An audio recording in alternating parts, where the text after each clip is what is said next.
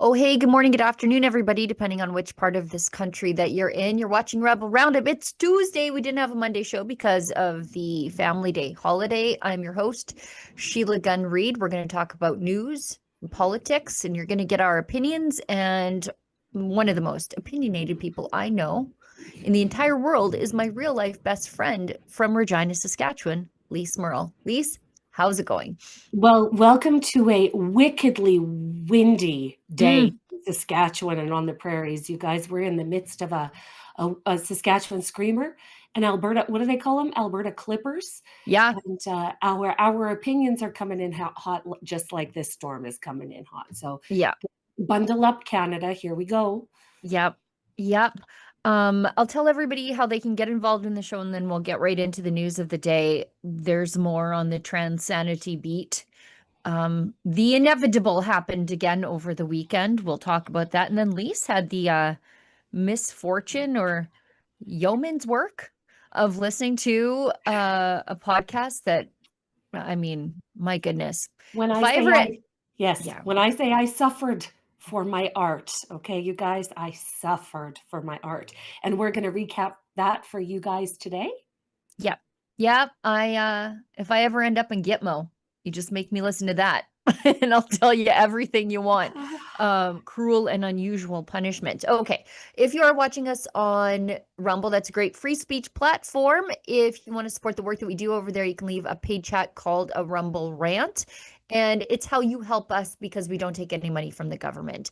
We rely on you. If you'd like to, out of the goodness of your heart, support us, that's a great way to do it. If you are watching us on YouTube, that remains a slightly censorious platform, but we are remonetized over there, and there's like 2 million sets of your eyeballs over there. So if you want to support us over there, you can leave us a paid chat called Super Chat. And there's a means by which to support us. Even if you miss the live version of the show, it's called a Super Thanks. That's their paid comment on YouTube. Okay, let's get into it. Pawtucket hockey game. I can't even imagine the horror that the parents who were in the stands felt being separated from their children on the ice, because that's your first impulse is get your child, right? Um, there was a shooting that left 2 people dead and 3 others injured on Monday at a hockey game, junior hockey game. The man had a history of family disputes, some involving conflict over his, you guessed her, gender identity. Robert Dorgan. You notice these guys um, in the American media are doing something the Canadian media refused to do, and that is appropriately describe the shooter. Robert Dorgan is accused of opening fire at a Pawtucket hockey rink, killing at least 2 family members, again, another trans family annihilator, and injuring 3 others in what authority described as a family dispute. Dorgan then shot and killed himself. He had previously described himself as Roberta, although since this is American news, they don't bother even acknowledging that until 3 paragraphs down. They say court documents show his gender identity played a role in multiple family disputes over the years. Wash, rinse, repeat. In early 2020, Dorgan went to the North Providence Police Department and reported he had recently undergone gender reassignment surgery and that his father-in-law wanted him out of their North Oh, Providence home because of it. Dorgan told police that his father-in-law, who shares the same surname, threatened to have him murdered by an Asian street gang if he did not move out of the residence. Well, Dorgan, who said he had lived at the home for 7 years, told police that the father-in-law used a derogatory term for transgender individuals to say no such person was going to stay in my house. At the same time, Dorgan's then wife, Rhonda Dorgan, filed for divorce. Under grounds for divorce, Rhonda initially wrote gender reassignment surgery, narcissistic personality disorder traits. Those reasons were then crossed out and replaced with irreconcilable differences, which caused the immediate breakdown of the marriage. Although, um, so I mean, that's the legal reason, but she was right the first time. yeah, he started to Anyway. transition and she just went, nope. They had children together and she just went, nope. Yeah, in 2020 he accused his mother of assaulting him and acting in a violent, threatening, or tumultuous manner. The mother was charged with simple assault, battery, and disorderly conduct. And the case was a point of contention in the dispute with his father-in-law. It goes on and on, but who could have seen this coming except everybody? Literally everybody. So the thing that this shooter and the Tumbler Ridge shooter have in common is that they shot their families first. This is also pertinent in the La Loche massacre of January 2016 in Saskatchewan. Look at Shot family first. Look at this guy. Robert Dorgan. Look at this guy. And they say, were there any red flags that we might have missed? Well, maybe this one. Maybe this one. But the crazy thing is the mainstream media wants us to look away from that part of the individual. Not even, listen, this was just a part of who they were. It wasn't, no, at what point are we going to acknowledge that families are at families and children They're at risk. are at disproportionate risk for violence by trans people? At what point? At what point? Who wants to say it? We don't have to get very far down that road because never forget Alice Michael Joseph Atwood. I have to be so careful because we did a video on this and I had it taken down because then it was hit with a publication ban. So wish me luck talking about this. But we're just going to show something from X. So Alice Michael Joseph Atwood sliced his allegedly, although he seems pretty open about talking about it. Actually, maybe we can show the video he posted to X. Olivia, if you could find that before we get into the man confronting him. So this is the video that he posted. I did a video on this, then it was hit with a publication ban, probably rightfully so to protect the victims. Okay. But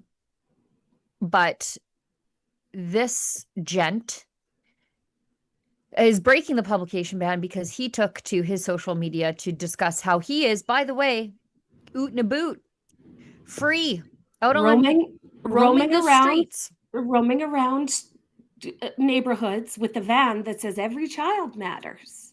Yeah, as our friend Gavin McInnes points out, Tamara Leach spent 50 days in jail. Pastors spent weeks in jail. I think Pastor James Coates spent 35-ish days in jail for reopening his church. This guy was like catch and release, back out. His kids the children were still in the hospital. Yeah, and he was out. He slid an 8-year-old's throat, allegedly. Okay, so let's show the video that he posted of himself saying, "Don't worry. Everything's fine that I'm out on the street with you." And this is like, post this the same day that Tumbler Ridge. Well, not as Tumbler Ridge last week, but I think he posted this the same day that somebody went crazy in Pawtucket. So anyways, let's watch his video. Okay. Good morning. It's your favorite hobo. Again, let people know that I am being safe, I'm being secure. I have taken care of my needs, and I am just chilling until I actually go for my sentencing. And yeah, I did kind of realize that we do have a highly unique opportunity here, whereas I'm someone who did something heinous and I'm on social media, whereas pretty much all the other people who do something heinous get locked in a box and blocked out like from society, and they don't get to talk to them. So, like, what is going on? The double standard. Does it put me at risk? I'm already at risk. Oh, you guys. So whatever, I guess. Yeah, sure it does. But also, I know that I'm going to do everything in my part to not hurt anyone else in society. Oh, for sure. I feel better already. Like, nope, I'm good. That was a horrible, horrible, horrible error and a bad decision that I made. And I Bad decision. shouldn't have ever done it. I never will do it again. And if I could rewrite history and make it so I didn't do it, I would. But that's not going to happen. So I definitely have to answer for it. And we just have to, I guess, deal with it. So what do you think? What should we do with this opportunity? Because since we're connecting. Anyway, I don't want that's to. it. That's all. Peace, love, and unicorns. Alice, Michael. Peace, love, and unicorns. The whole point is, sir, that I don't want to connect with you, not at all, not on any level, not in any situation, not with my kids, not by myself, not in a washroom, a prison, a shelter. Never. I never want to have anything to do with you. If you were walking down the sidewalk, I would cross the road to avoid you, sir. Like, that is the whole point here. And here, this guy is just roaming around the streets of Canada. I'm with an posting on social unsuspecting- media about how he's in danger. Good sir, you allegedly slit your 8-year-old's throat. Actually, I believe he's admitting to it. What do you mean you're in danger? We're in danger. Holy Hannah. That's literally terrifying. That's nightmare juice right there for Canadian women. Could you feel the demonic vibes? Like It was the laughing, the maniacal laughing. Yeah, it's the maniacal cackle. Yeah, my son messaged me over the weekend and he's like, Mom, you and the grandmas were right. And everything is satanic and church and gardening is cool. And I was like, yeah, thank you. Yes, we did know that. Thanks for coming around. Yeah. This fella, this everybody's favorite hobo, as he describes himself. I'm not sure I have a favorite hobo, but if I did, not that guy. A Calgary man saw this very identifiable maniac on the street and in Calgary, roaming the streets of Calgary.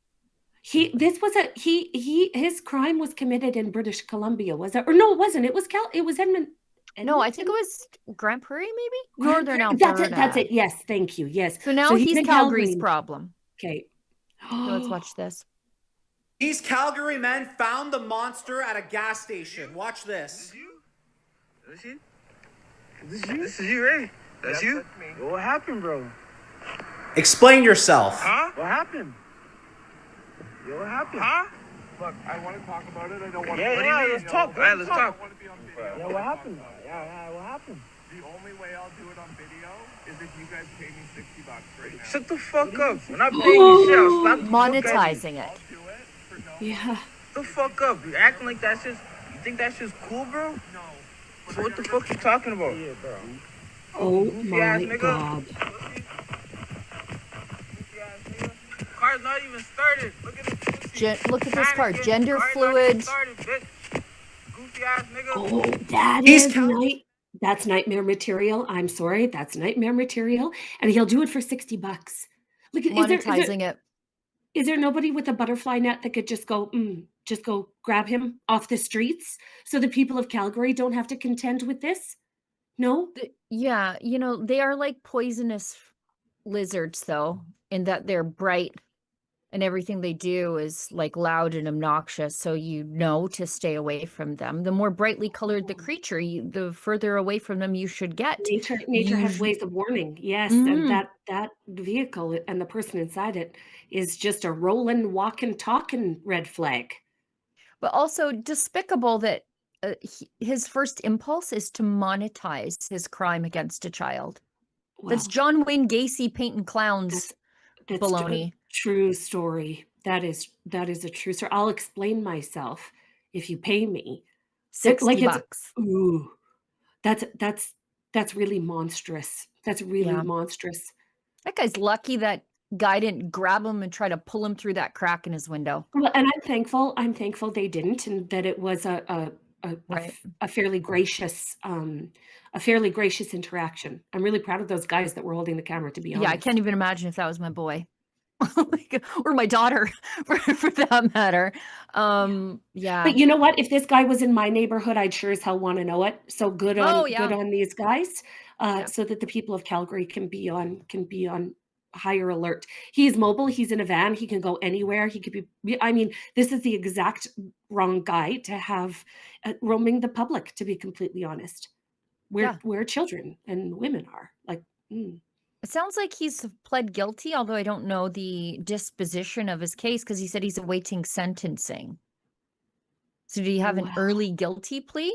If he had an early guilty plea, perhaps the judge could have had him stay in the community with some conditions, because he doesn't have, he said he described himself as a hobo. So, and it looks like he's living out of that car. Transient, so he's just yes. loose, like he's got nowhere he needs to be. Yeah. I mean, it's really quite frightening. It's really quite frightening. Yeah. Yep. Let's get into you watching Rachel Gilmore's podcast so that nobody else had to.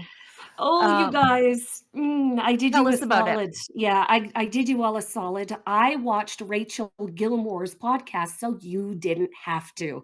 And as I want to do, I started just screen capping parts of the transcript that I found really interesting. And so I was hoping to be able to walk you through Rachel Gilmore's podcast.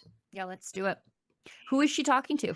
Well, Rachel Gilmore brought on in the center is an expert, an academic expert on radicalization, and on the right there is Canadian trans activist Faye Johnstone. Faye Johnstone was named to the National Board of the YWCA of Canada. This is the nation's largest daycare provider.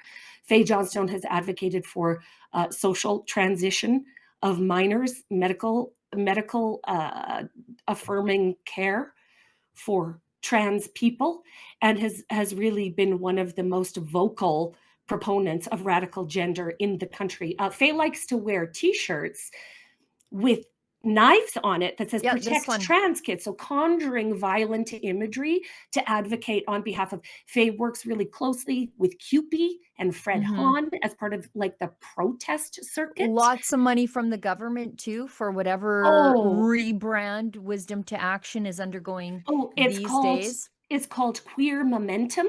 Faye Johnstone was in business with an NDP and LA out of Nova Scotia, I believe. Yep. And this is a person who has based his entire career on getting funding for radical gender activism in Canada. Millions of dollars, you guys. Like the influence that this guy has managed to get over public institutions is truly staggering. But it's really important that we listen to the trans people in this moment. So let's just go through the podcast. Okay. And what we're able to glean by this. So can you, Olivia? Yeah. So okay. So they say, I need right now is the attention to stay focused where it belongs. I said it again, and I'm going to keep saying is reject the attempt to make this about trans people and keep your focus on the community of Tumbler Ridge. So the trans activists and the left are saying, whatever you do, do not pay attention to the fact that the shooter of Tumbler Ridge was trans. Okay, this is incidental to the whole story. They say, look away. That's not the point of this. Whereas I think, well, especially after what happened in Rhode Island, the public is starting to look at this with a great deal of honesty, saying, oh, there are risks involved to this kind of identity that we should be talking about. School safety, we should be talking about. Spheres of influence, we should be talking about. But the trans activists want nothing to do with talking about how the shooters are trans. Okay, right. So can we see the next one, Olivia? It's dangerous misinformation. If any of this is used to roll back gender affirming care, that could have deadly consequences. Is that a threat? Well, I'm going to just start taking that language as a threat from now on, instead of them saying, oh, their emotional manipulation of, would you rather have a dead daughter or a live boy, which guilts parents into transitioning. But when they say stuff like that, I'm just going to take it as a threat against me. Well, I don't think that you would be unfounded in taking it that way, because again, Faye Johnstone is the type of man to wear knives on shirts and conjure violent imagery to protect trans kids. Right. Can we just go back to that and finish the last part of that sentence? Because it is really revealing. If any of this is used to roll back gender affirming care, that could have deadly consequences. We know from study after study after study that gender affirming care saves lives. So if your instinct is to call for gender affirming care to be rolled back in the face of a single trans person for no reason other than their identity engaging in an act of, okay, so what they are saying here is that the trans identity had nothing to do with the shooter's motivation, or had nothing to do with the motivation of the shooter. Baloney. We don't, and no one has said otherwise. No one has said so or otherwise, but we notice patterns.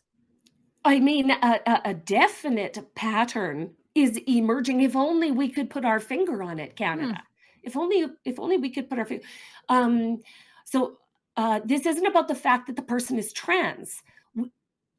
It shouldn't be about that fact. We know nothing about this individual except for like a few words at an RCMP press conference. So I would just like to come back to saying it is like disgusting for anyone to make a political head out of this and to do some, a further political. So he's scolding anybody who notices. Like they are trying to shame you into not saying anything about this. They're trying to gaslight you into not seeing what's obvious. It was the school's fault. It was the kids' fault. This is quite something. Yeah. We need to have a deep conversation to be had around inclusion in schools and about like how we talk about gender and sexuality. We have to both push back on the attempt to malign like efforts that are aimed at building safer schools and affording a sense of belonging for all kids.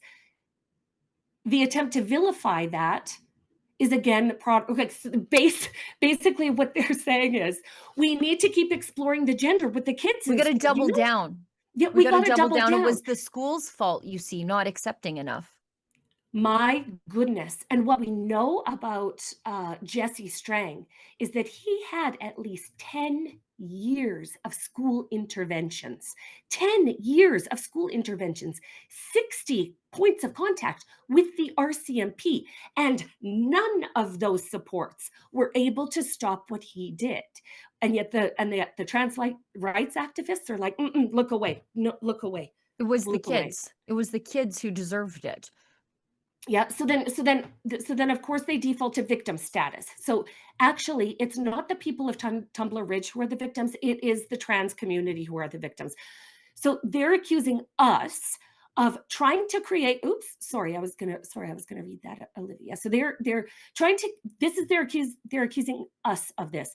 They're trying to create social conditions for this dehumanization of trans folks, and therefore, for it to be acceptable to do violence against them. So us just talking about this. Right. No one's committed violence against them. Is perceived violence against the LGBTQ or trans community when nothing could be further from the truth. As a matter of fact, the risk of violence is against mothers, is against children, is against kids in schools. And the last person we should be consulting on this issue at this time is a trans activist. Well, and as I said before we went live, the first act of violence is committed by them against their own bodies. That's right. And I find it's an act of self-destruction. Committing cosmetic mastectomy on little girls is an act of violence. And I think that needs to stop. Yes, it is. Yes, it is. And I think this is a real moment of clarity for Canadians and for Canada. And we're going to learn an awful lot about our elected classes in the way that they choose to proceed with this. Yes. In British Columbia, where there is a race for the leader of the Conservative Party, they're falling over themselves to distance themselves from this radical gender.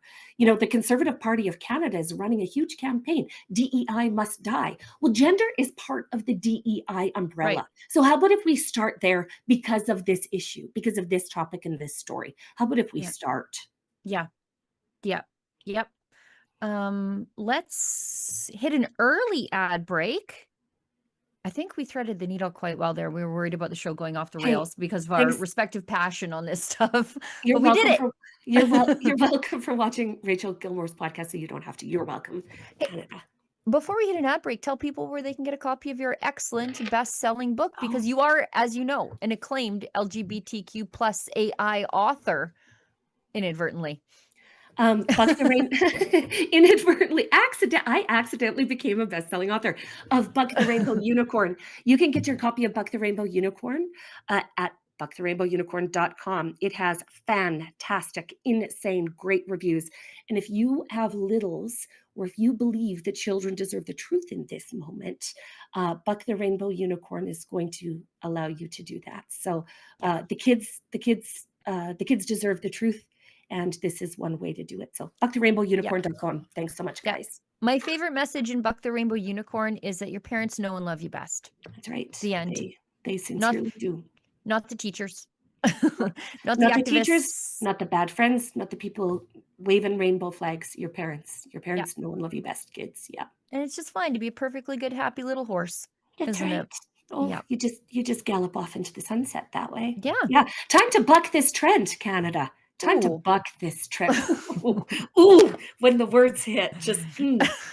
Okay, let's hit an ad break. We'll come back on the other side. We got to talk about Mark Carney and his mega anti-Trump alliance, and just how terrible Canada is in general. Gun Never bans tire make of great it. distraction. Trudeau may be gone, but Carney has picked up his same We rhetoric. will quickly, and I mean quickly, reinvigorate the buyback of Hunters, collectors, competitors, and defenders of tradition are still being targeted, while criminals run wild under Liberal policy. But we are fighting back. Join us, Canada's National Firearms Association, in defense of freedom. There's one seat left in the movie theater. It's in the front row. You have a bad neck. This is what we call a last resort. If your most recent electricity bill says the rate of last resort, then your rate is like the front row seat in the movie theater. It will serve its purpose, but there are likely better options available. Canadians know the national anthem. They stand in silence to remember those who died for this country. But not every Canadian knows their rights and freedoms. The Freedom Passport will change that. It looks and feels like a Canadian passport, but contains the Canadian Charter of Rights and Freedoms in a portable, easy-to-read format. The Freedom Passport.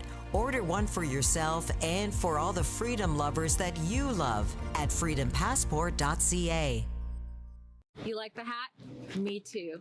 Same strong message about making Canada great again, but in a really cool color, black and gold. There's other colors available, and it's an all-Canadian site. So if you want to signal your tribe or trigger a Liberal, go to mcgahats.ca today. All right, I've got a quick message from our friends at Rumble Wallet, and then I want to be the first to tell you guys some good news. Since you're watching the live stream, I'm going to let you guys know first. But first, you're going to listen to me talk about Rumble Wallet. So they can cancel your bank accounts, freeze your cards, decide what you're allowed to buy, say, or support. Big banks and financial institutions have total control, and they use it. That's why financial independence matters now more than ever. Introducing Rumble Wallet, a wallet built for real freedom. With Rumble Wallet, you control your money, not a bank, not a government, not a tech company. Buy digital assets like Tether, Tether Gold, and Bitcoin in one secure place. No permission and no middlemen. And importantly for us Canadians, no cancel button. And when you want to support the creators you actually believe in, you can use the Rumble Wallet app to directly tip content creators securely, instantly, and without interference. This isn't a credit line that they can shut off. It's your wallet permanently. It's yours to protect your future, yours to protect your family when the system fails, when the institutions turn on their own people. Financial sovereignty is the difference between security and vulnerability. Rumble Wallet isn't about politics. It's about freedom, ownership, and protecting what's yours. So take control today, download Rumble Wallet now, and step away from the big banks. For good, true ownership, true protection, true financial freedom. All right. I told you guys that I have good news for you. My book just went live on Amazon yesterday, and we sort of just dropped it on Amazon, but it's out there now It's called Alberta Blueprint, What the West Can Learn from Quebec. And guys, I would love if you could help me make this my 1, 2, 3, 4, 5, 6th Amazon bestseller, if you wouldn't mind. So the book doesn't argue so much for sovereignty or independence or not. I think we all know where I land on that issue. That's clear.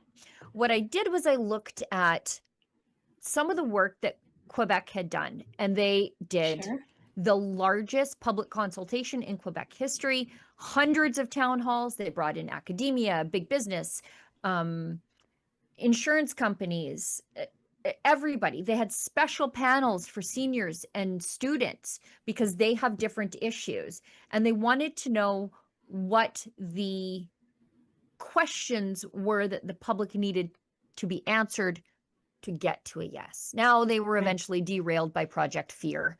The Federalists came in and said, oh, you guys got to worry about your CPP and you got to worry about this and what. But the businesses actually threatened Quebec and said, we're going to relocate all of our head offices out of here if you guys leave.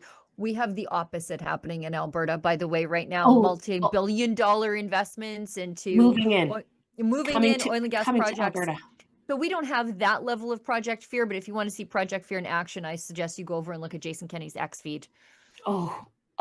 Jason Kenney is just right off Unchained on this. He's lost his marbles. But this is a list of things that the separatist movement needs to have answers to. Right. And this to quell the public's fear, because that is all the other side has. We have the resources, we have the energy, we have the people, we have the passion. They're going to come in with the fear. To satiate people's curiosity. Well, what if we left? Like, where would all of these chips land? The answer to so many of those questions is in this book. Yeah. It is an incredible resource for anybody considering Western sovereignty. I would include Saskatchewan in this, Sheila Gunn Reid, for anybody. This isn't unique to Alberta. This is unique to Western sovereigntists that want to have a conversation maybe about creating some distance from the federal government. It's just such an awesome book. Sheila Gunn Reid read the last paragraphs when we were in Battleford, and man, did they hit. Like, people observing a crowd of 130 reading or listening to the end paragraphs of Sheila Gunn Reid's book was incredible, because it really, really piqued their attention. Yeah. It's excellent. So the last part of the book is it's a love letter to the people of the prairies, honestly. So, and there's nothing I think you people can't do. That's right. That's exactly right. I'm going to be away for the remainder of the week. Today is my one and only show, but I'm going to order this on Amazon and try and have it delivered to our destination, so I can read it over the week that we're away. Okay. You could just Linden to bring you out one. Reading club. I should. Oh, delivery. I would Linden. Okay. I'm up for a visit. Little interception. Yeah. Exactly. Put this on the list. I swear to God, I'm going to start a book club. I am. I just am. We got to. So we're just going to, but we're going to end up writing all the books in our book club. So? Just fine, I guess. I got nothing better to do. No, but Rebel News does have an incredible lineup of books from Tommy Robinson to Dr. Linda Blade to Tamara Leach to Conrad Black. Yeah. I love the thought of this. Put this on the list. Yeah, just add it to the list of things I plan to do. February, March, April, May books. We need them. Okay, we're going to line them up. Okay. Yeah. All right.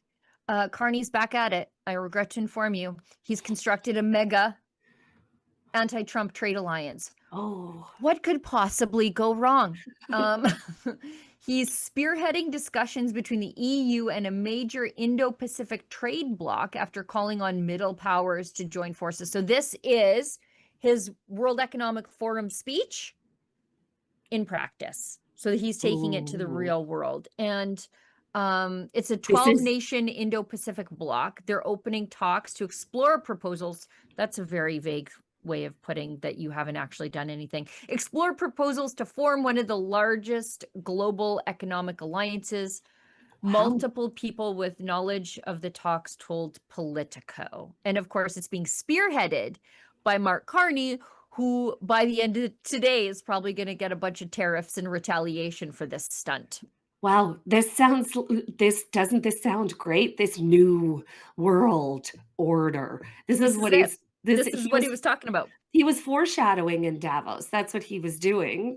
Now we see what that meant.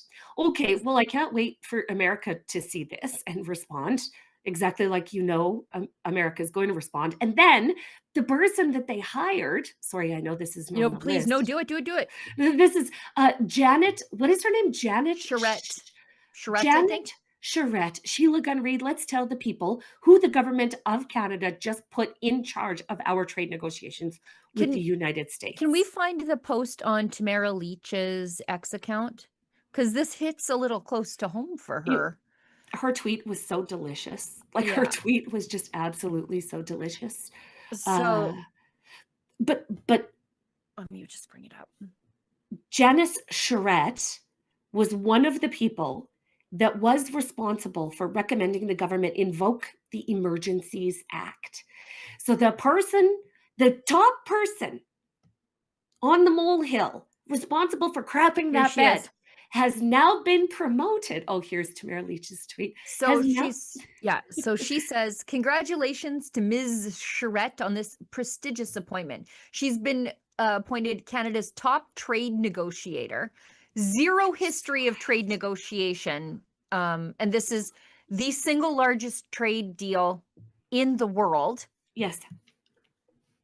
And it's fallen apart, and she's going to be the negotiator during CUSMA. And she's the one who, when she was at, was it the Privy Council, PCO or PMO? I forget which one she was at, because they were all bad. But she advised the invocation of the Emergencies Act, despite everybody around her telling her this does not meet the bar of a national emergency that our police officials do not have the means by which to deal with. She worked closely with the High Commissioner in the UK. That would be Ralph Goodale.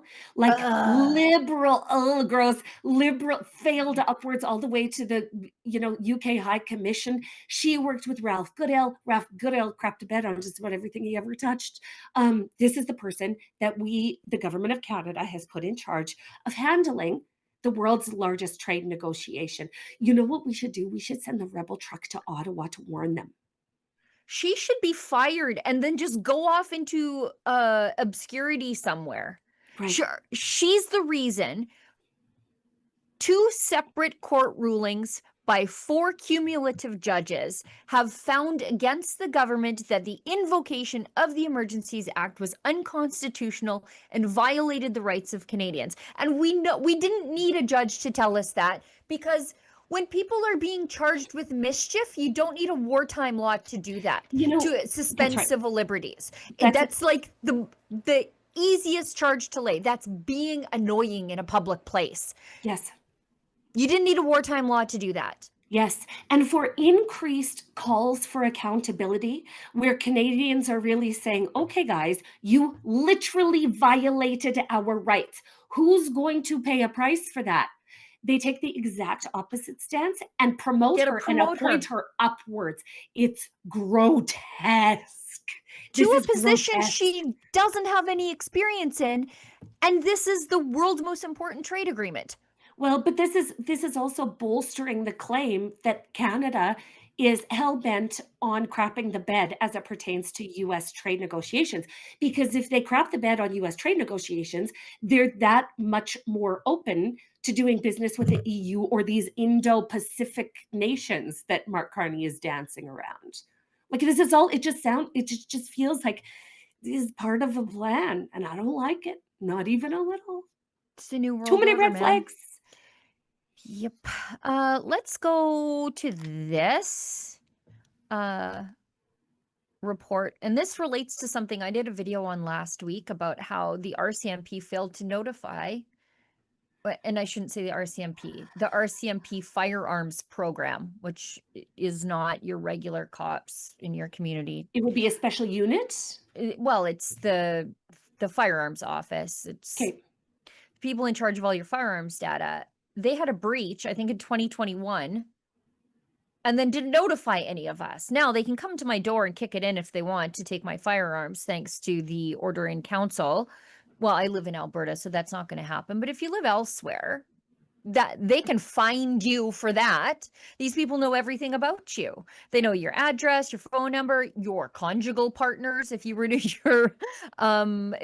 your license, you have to fill out all of that stuff too. So they know like the dirty details of your life, but they couldn't tell you that there was a data breach of the gun licenses.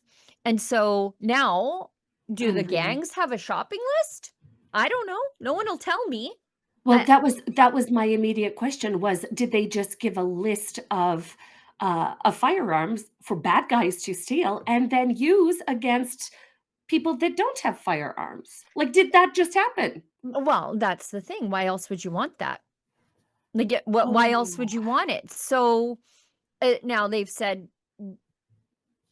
haven't said that information was what they ended up with, but they also didn't tell me what information they ended up with, or that they had my information at all. Like, they didn't tell us that. So now, suspicious Sheila, this is in the Globe and Mail today. Organized crime groups across Canada are targeting police data. So this is exactly what I was hinting at, that I didn't have evidence of that, but I know how these people operate. RCMP-led Criminal Intelligence Service Canada is sounding the alarm about organized crime groups across the country seeking to infiltrate police databases and corrupt civil servants. The warning from the police group appears in late January. Anyways, go ahead. And this is so easy because police in Canada come up with these harebrained schemes to like turn in your firearms day, and it's like, you know, a social media event or whatever. And there would be a digital footprint of anybody that participated in those things. Yeah.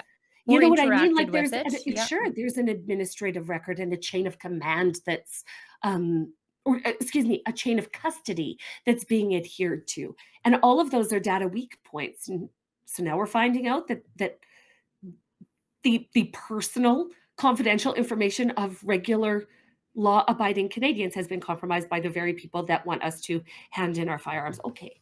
Yeah. Okay. Yeah. The bad guys have my address. Like the transnational repression gangs have my address. And they didn't think that it was important for me to say, like, I don't know, maybe be on the lookout for something. Like nothing. They didn't say anything.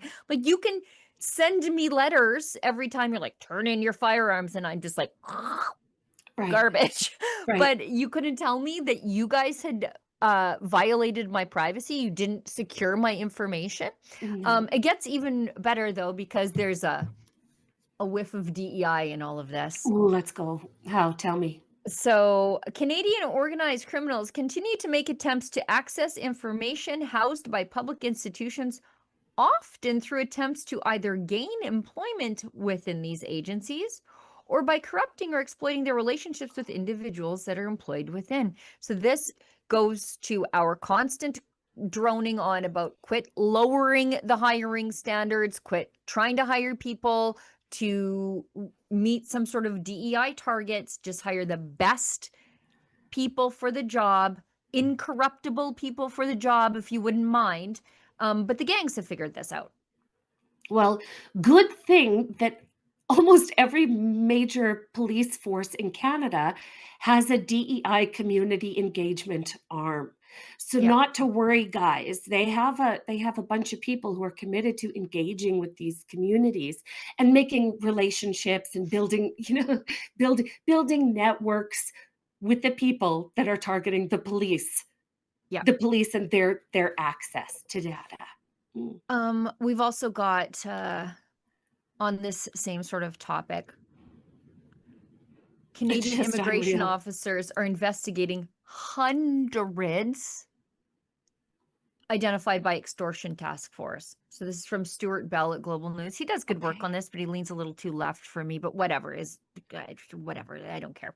Canadian immigration officials are investigating hundreds of foreign citizens. So this is just in BC alone, by the way. Oh my God. identified by BC's anti-extortion unit. CBSA said it launched probes into 296 people who were brought to our attention by BC Extortion Task Force partner agencies as persons of interest. The latest statistics as of February 4th represent a sharp increase from just a month ago when the task force said that just over 100 CBSA investigations were underway. Mass deportations. They say ICE. as a ICE. Where is our ICE? Where are our ICE teams? Can we, Olivia, at the end of the show, we don't have a daily cringe today, but the daily delight. I have watched that sassy ICE agent just roasting that woman to her face. So good. So many times. I'm responsible for like 1,200 views on one of those videos. I just listen to it over and over again. We'll listen to that at the end of the show. But they say as a result of these investigations, 32 people have been issued a removal order, including 10 who have already been removed from Canada. What are the other 22 doing then? And no, seriously, still running an extortion industry? That is what they are doing. If they're not being picked up and taken off the streets, then I don't think it's too far of a stretch to believe that they would just still be doing bad things. Yeah. 32 people have been issued a removal order. Hundreds of people. Only 10 have been removed. 10 out of 300, you guys. There we go. 10 out of 300. Here we go. The statistics suggest the crackdown against the extortion gangs have spread fear in Canadian cities with large South Asian populations. Okay. Anyway, it goes on and on. Along with Ontario, Alberta, Manitoba, and BC, we're all facing a wave of crimes in which India-based crime groups are demanding large sums of money from victims, most of whom are Canadians of Sikh background. So we've taken our tribal disputes and just relocated them over here. Are we like Vietnam in the Cold War, where Russia and the Americans are just fighting it out on our soil and we happen to be the victims? A little What's bit. happening? It very much feels that way, doesn't it, Sheila Gunn Reid? Doesn't it? Like, what has happened here? I would hate for the Americans who are real interested in cracking down on foreign criminals to know about these statistics in Canada. Like, this is just what's happening in the atmosphere. I gave credit to Global News, but the most important part of this story is buried in like chapter 11, paragraph 11. Where is it? Shoot. They note the Bishnoi gangs. So EB has said that it was ludicrous that some suspects had claimed refugee status, likely delaying their removals. And then the violence has been typically carried out by locally recruited Indian nationals who entered Canada on student and work permits that have since expired. And David Eby is noticing this trend? Yeah. That's some good for him. My goodness. Like, I mean, who could have seen it coming besides everyone? Everybody. Well, this confirms what a great many Canadians have been observing over the last several years in British Columbia, Alberta, BC, Manitoba. Is that what it said? Yeah. And now we can look forward to our public institutions to solve this problem they created. Yeah, it's almost like immigration laws would help. Which we have, we just don't enforce them. Some standards though. Yeah, about who we're letting in the country and for how long. That'd be good. Efron, or I guess Olivia, says that we have a cringe, which we will get to because it involves Doug Ford, which is excellent. But I want to talk about how terrible the media is in this province. I'm here for it. And then we'll talk about Charles Adler, Manitoba's senator. In Alberta, we have an MLA. Let's just bring it up. So this is from City News. And in a normal media ecosystem, this would be a good news story. You'd be like, yeah, right on, good guys. So, but no, the media in this province see crypto separatists everywhere. There's a separatist hiding their separatist sentiment everywhere. And like, I see this and I'm like, yeah, right on. But the media sees it and they freak out. So, Alberta's education minister's provincial flag hosting during an overseas trip. Oh, he had to Mount Kilimanjaro. Look at this. Yes. Look at this. Okay, so this is a trek. Yeah, so Demetrius Nicolaitis traveled to Mount Kilimanjaro for a trek to honor his sister Melanie, who was murdered by her estranged partner January 16th, 2024. So while he's fighting, by the way, the book ban, his sister gets murdered in a domestic violence incident. So he was dealing with this in the background. Oh my God. He was joined by 9 others, including fellow Alberta Cabinet Minister Todd Loewen, who is an excellent guy, with the goal of raising $300,000 to provide critical safety tools for women fleeing domestic violence, such as home security systems and personal safety devices. He has so far raised nearly $270,000 for an initiative called Melanie's Ascent and a new program called Fear is Not Love. So just an amazing thing. He's a government minister. And you know what he didn't do? Turn to the government to do this. He started a not-for-profit. Like, he's just a good guy. And the media in this province is like, you raise the Alberta flag on Kilimanjaro, you must be a separatist. You're kidding. That's their spin. That's absolutely reprehensible. Yeah, go up to the top, Olivia, so you can see the headline that Demetrius they have here. Nicolaitis is the exact kind of elected official that I want in my life. A guy that's going to not only identify the issue, but then immediately work to offer solutions to fixing things. Like, this is incredible. And that they would malign him for holding up the Alberta flag. Yeah. Yeah. You know, hey, this is a good question for the people in the chat, though. Like, are you guys still waving the Canada flag out of pride? Or is it just like, if I'm waving any flag at all, it is this one. Only ever. Only ever. Yep. I wouldn't raise the Canada flag. I don't blame him at all. But, like, he's a minister of the provincial government, joined by a fellow minister, Todd Loewen, of the provincial government, raising money for an initiative in Alberta to help Alberta women. And his sister was killed, and she was an Alberta woman. What other flag should they raise? They're acknowledging that women are inherently vulnerable and that there are weak spots in the system that they are actively trying to fill. This is incredible initiative. This is exactly what I expect of my elected officials. Exactly like this. If I had a brother, Sheila Gunn Reid, I would want him to be this guy, like this guy. I would do this for you. What was that? You would? For sure I would. I would do it for you too. No, you wouldn't. You can't take a steep incline. I watched your ankles buckle on a 1% grade. You know what? You do something else for me, though. I would roller skate for you. Okay. Perfect. I'd roller skate for you. Yeah. I would do a roller skating marathon for you. But this roller skate-a-thon. Yes, a roller derby is that's what I do for you. But no, that was a really sweet sentiment, and one that should be inspiring to others as a mechanism for response. And yet the mainstream media would degrade what he's doing because he was holding the Alberta flag. Make it somehow controversial instead of an incredible initiative. Reprehensible. It's really how bad they are. Yeah. What do we want to talk about? Charles Adler? Yeah, oh please. Charles Adler, who once was a conservative until he realized it doesn't pay all that much.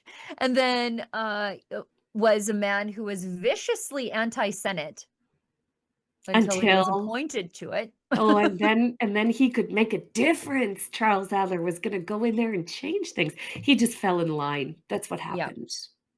Yeah. And now he is he describes himself as too liberal for radio. Have you listened to the radio these days? My Uh, God. he says it's a lucrative medium for white bigotry.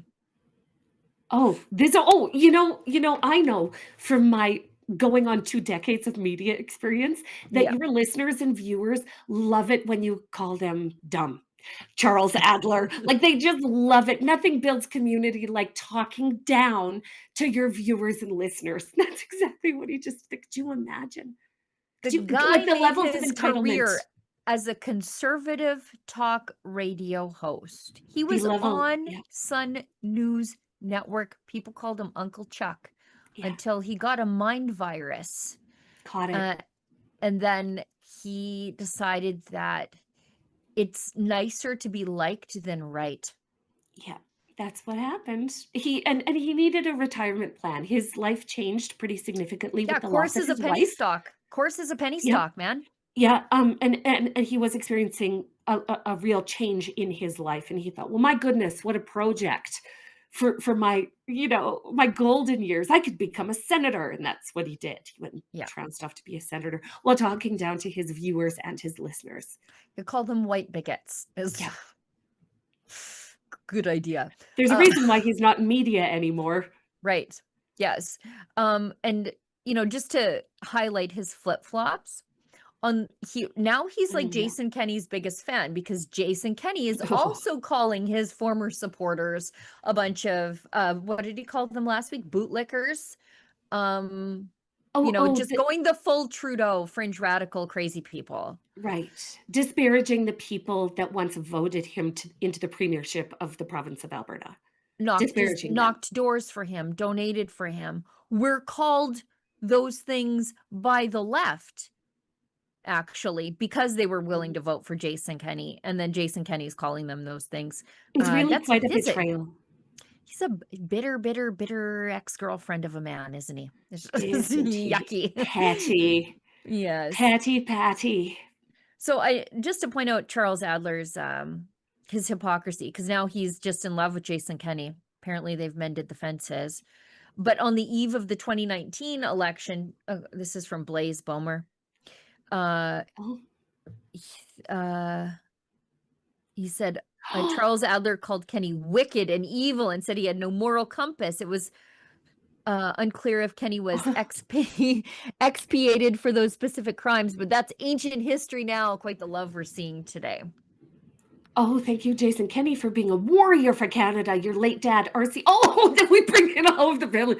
Your dad was a patriot, and I thank you for your service, Sir Charles Adler. My goodness. The boys from Project Fear.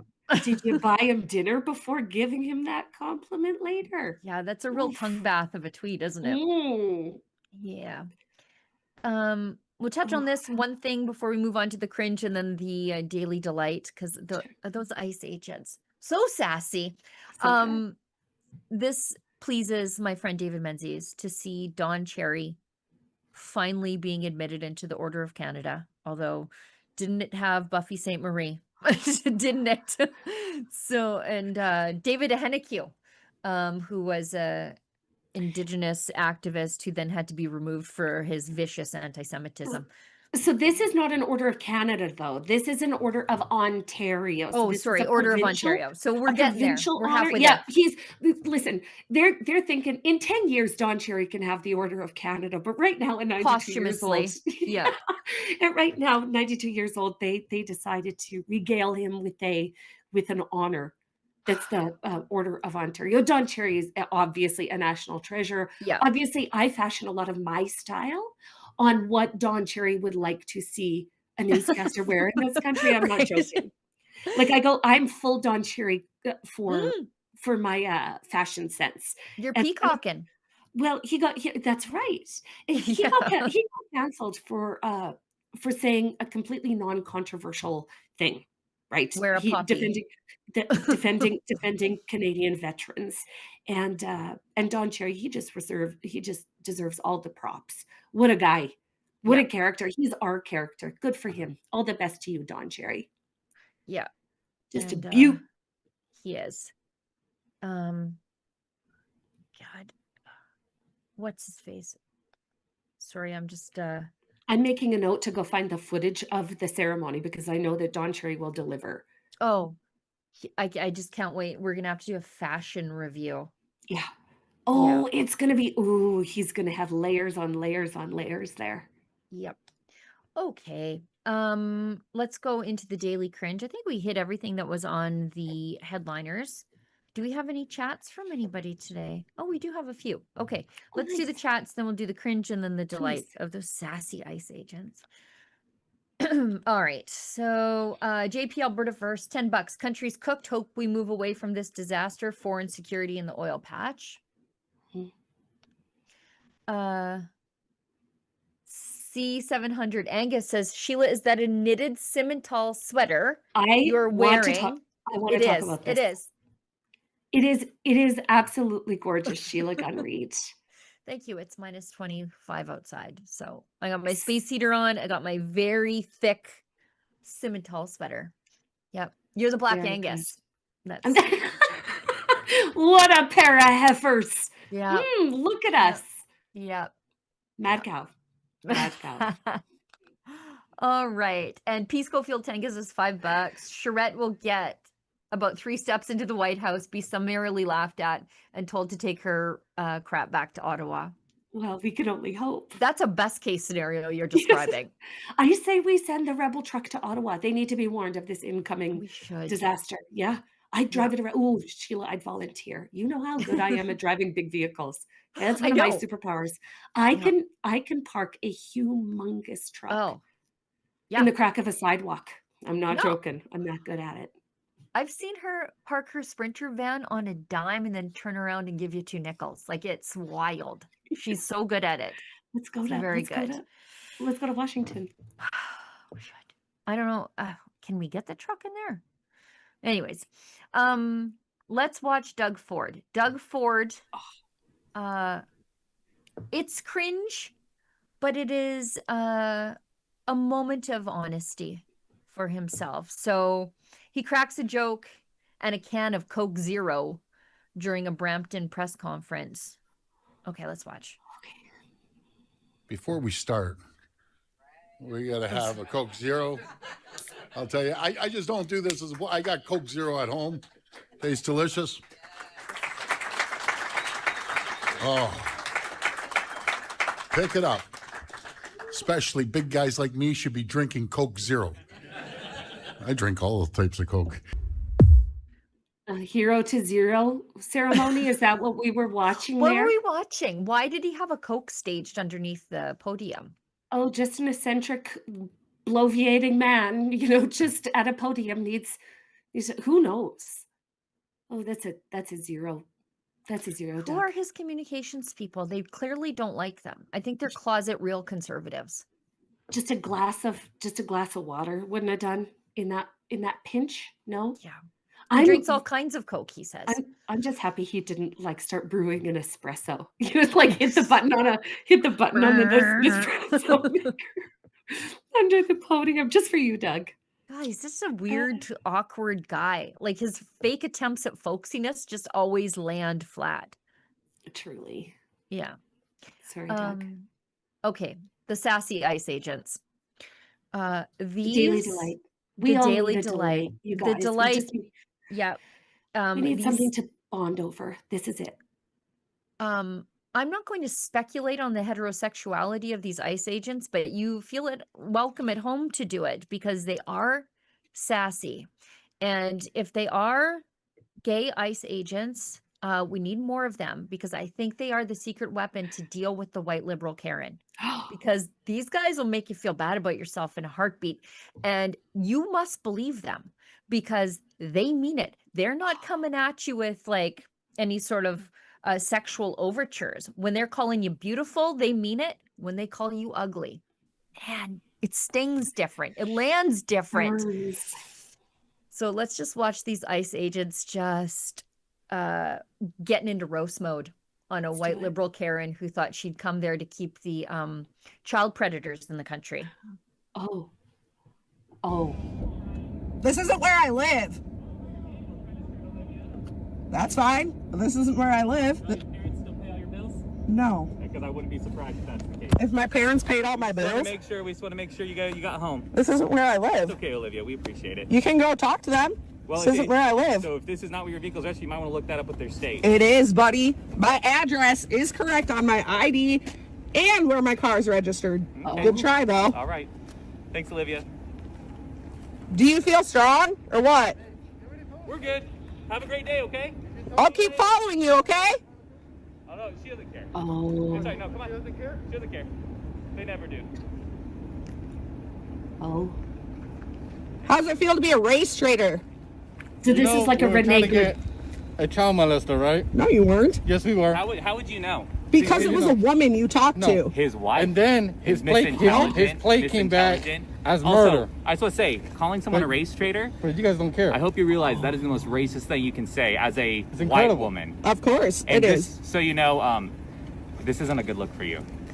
You think I care about my look? No, no, trust me. When you guys it are- is evident by how you look, you don't care. We get that, trust me. No, that's what I'm saying. I'm just saying this, trying to be a social warrior. If you actually cared, you probably would care about the child who got raped and also the person who got murdered by the person that we were looking for. But see, you don't care. No, I don't care because you guys Thank try. you. Thank you. just try to detain legal immigrants. None of you actually give a shit. Really? If you were here to get illegal, violent immigrants off the street, that would be fine. That's not what you're doing. It's not. No, hold on. It's okay. She You said need to it's back not. up. It's not. So frustrated. It's not what you're doing. Just so you know, if you were to spray that, you would be arrested. That's fine. Okay. Don't come close to Well, me. we're gonna tell you this. Stop following us. No, it's not illegal. So you don't want us to come close to you, but you keep riding our tail. I have given you plenty of distance the entire time. Okay.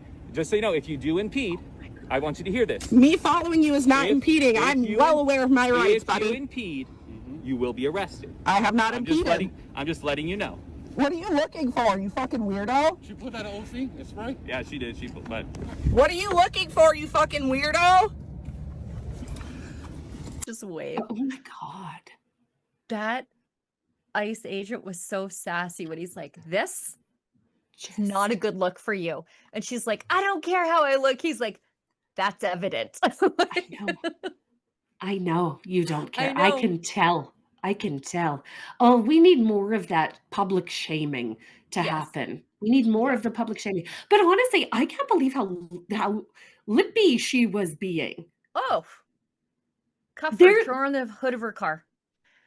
Oh man, nope, no thanks. She's The following them Hispanic around. agent just like threw his hands up It's in so- frustration because they're trying to frustrating. get a child molester, and she says, "I don't care." Yeah, yeah, because Exactly. she perceives that something else is happening. That's driving their behavior when she doesn't know anything. She doesn't know anything. Yeah, just wild. So that was like a Renee Good type of woman. Yeah. Fucking And ice in she- her minivan. Yeah, and she posted that to her. I guess that was TikTok. Social like she's a media? hero. Oh, that's You embarrassing. realize how bad you look, lady. Like you got told terrible. off good. You got told off good. You got burned by a sassy ICE agent. Yeah. It was great. We need more of those. Like more of that guy. Because we need those miserable Karens to be roasted. Yes, agreed. Yeah. Agreed. We got one more chat from Alberta Dawn, then we'll wrap the show. Since the Tumblr shooting, I'm surprised no one mentioned trained armed personnel to protect schools.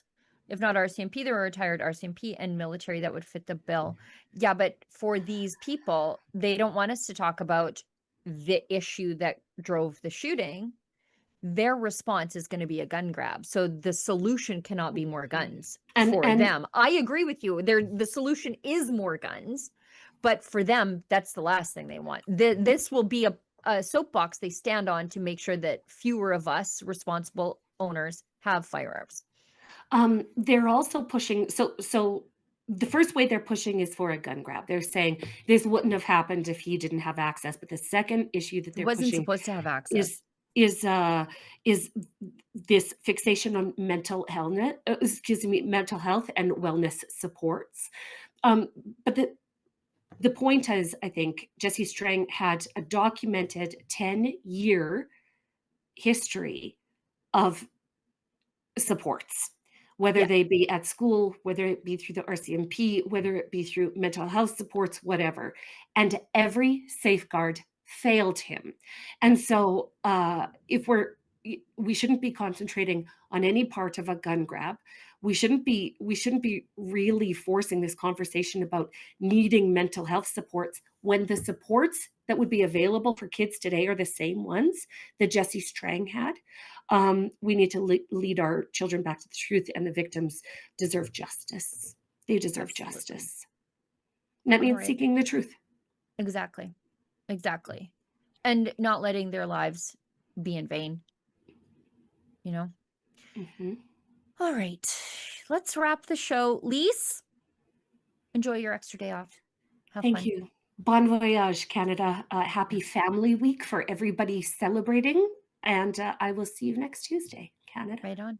Okay, Olivia and Efron, thanks so much for putting the show together. I know we take things out of order and then we throw things in, and you guys always seem to manage it just fine.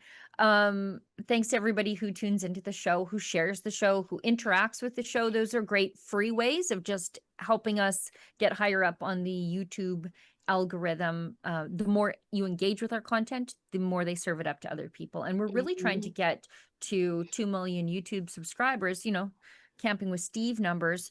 So if you would consider, like, talk it over with your friends and family, see if it's right for you. And if it is, click the subscribe button. Yes. It's not permanent. You can take it away if you don't like us, but just give it a whirl. And then we'll turn up in your feeds more. I think it's for the best. It's a simple action. Nobody's getting married to nobody. It's not going to harm anybody. We're not even going steady. We're just holding hands. Yeah, we're just holding hands. Getting to know each other. Yeah, Uniting. Courtship. Let's go on a courtship together. And for those of you who donated a little bit to keep the lights on here, we couldn't do it without you. And I truly mean that. We see your names in the chats all the time. Yeah, we sure do. Yeah. We appreciate you guys a lot. Yeah, we sure do. And I think that's it. Let's wrap the show. Lise, we'll see you next week. And as we always say on the show here, if you find us offensive, we don't find us at all. And let me start by acknowledging that there are many strengths to this partnership that we have with the United States, but it is a dependency, and it's a dependency we want to change in a positive way by building up our defense capacities here and our other partnerships abroad. I gave the example of the SAFE agreement with the European Union, which the minister signed formally last week. This is a $150 billion opportunity overall with the European Union, where Canada is in effect treated as part of their supply chain as a local supplier. To get to the point of your question, what this strategy looks to do over the next 10 years is to move the domestic procurement to 70% of the overall procurement in defense. So there's a big shift from less than around a third to 70%. That is within the components of build and partnering with our allies, and we're taking major steps in order to do that. It's the strategy, it's the partnerships that we've signed, more than a dozen over the course of the last six months on 4 continents. Thank you.